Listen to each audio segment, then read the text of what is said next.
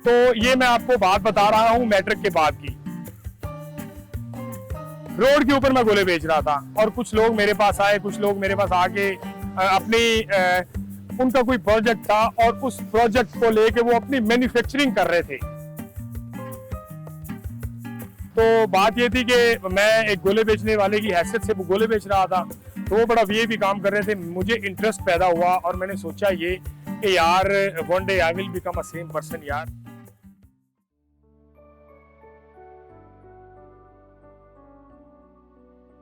आज की inspirational food story में मिलते हैं साजिद से, जिसने मैट्रिक करते हुए ही इरादा कर लिया था कि मैं एक दिन बड़ा आदमी बनूंगा, और उस ख्वाब को पूरा करने के लिए उसने चमन गोले के नाम से काम शुरू किया। साजिद चमन गोले वाला इज ड्रीमर। तो जो भी ड्रीमर बंदा होता है वो कुछ भी कर जाता है। जैसे जैसे मेरी तालीम प्रमोट होती गई उसी तरह मेरा बिजनेस प्रमोट होता गया और उसी तरह ही मेरी मैरिज लाइफ भी प्रमोट होती गई। मैंने एफए कर लिया, उसके बाद मैं मोटरसाइकिल पे गोले बेचने लग गया और अल्हम्दुलिल्लाह मेरे 2 बच्चे हो गए। बिजनेस के साथ साथ जो बिजनेस करता था उसमें से मैं पैसे जमा करके अपनी तालीम पे खर्च करता था और उन्हीं में से डेली बेस पे अपनी प्रॉफिट को लेके मैं अपने बच्चों की कफालत भी करता था, घर भी चलाता था।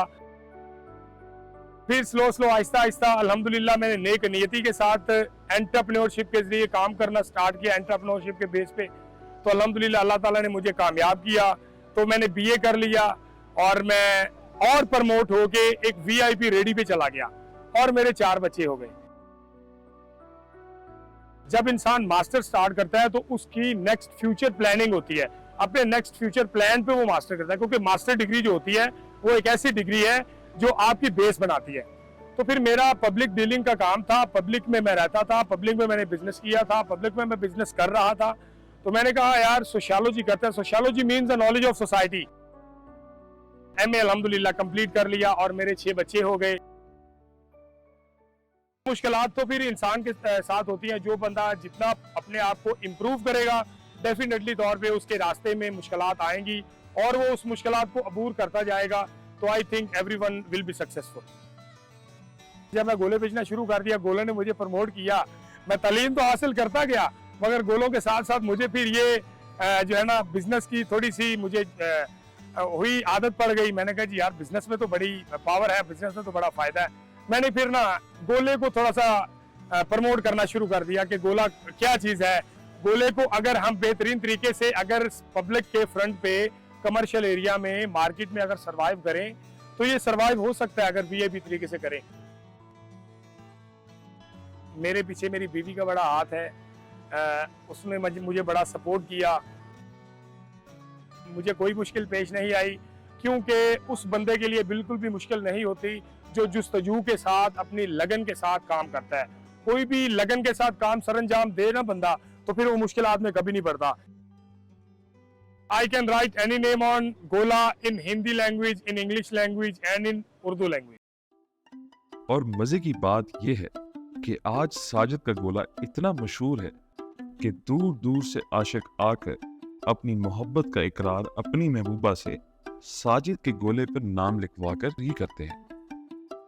कपल्स होते हैं या बिलव्ड होते हैं, वो हमारे पास आते हैं, स्टिक वाला गोला लेते हैं और अपने नाम लिखवाते हैं। Both persons, one male and one female. तो मेल का नाम लिख के इन विच मेक अ हार्ट और फीमेल का नाम लिख के। वैसे मेरे पास फॉर फीमेल गोला इमली गोला है, फॉर मेल गोला खोया गोला है, फॉर एवरीवन गोला है फ्लेवर्स गोला। I am owner of this brand. मैंने ये ब्रांड रजिस्टर करवा लिया हुआ है और एक वीआईपी हाइजेनिकल कार्ड बनाई है, इलेक्ट्रॉनिक और डिजिटल कार्ड बनाई है, जिसमें जितनी भी चीज़ें हैं वो इलेक्ट्रॉनिक हैं, जितनी भी थिंग्स हैं, जितनी भी इंग्रेडिएंट्स हैं अबाउट गोला वो सारे के सारे हाइजेनिकल हैं। मेरी जो आइस क्रशर है वो वीआईपी चाइना से मैंने इंपोर्ट करवाई है, प्रॉपर है। मेरी जो आइस है वो मिनरल वाटर की है। चमन गोले के जितने भी इंग्रेडिएंट्स हैं वो हाइजेनिकल हैं। इस वजह से चमन गोला इज अ प्रोमिनेंट गोला इन पाकिस्तान। गोला खिलाने का शौक इस वजह से होता है क्योंकि खाने वाले लोग बदल बदल के आते हैं, ज्यादा तौर पे आते हैं। हमेशा ये भी एक फितरती अमल है कि जिस बंदे की प्रोडक्ट होती है ना, उसका ये मंशूर होता है कि जितनी भी प्रोडक्ट है वो अगले बंदे को यूटिलाइज कराई जाए या रियलाइज कराई जाए। अगर उसके पास फीलिंग है तो इसको यूटिलाइज कराया जाए, अगर उसके अंदर फीलिंग नहीं है तो उसको रियलाइज कराया जाए, उसका एहसास दिलाया जाए कि गोला क्या चीज है। अगर उसके पास फीलिंग है तो उसको यूटिलाइज कराया जाए कि वो वेदर को यूटिलाइज करे गोले के साथ।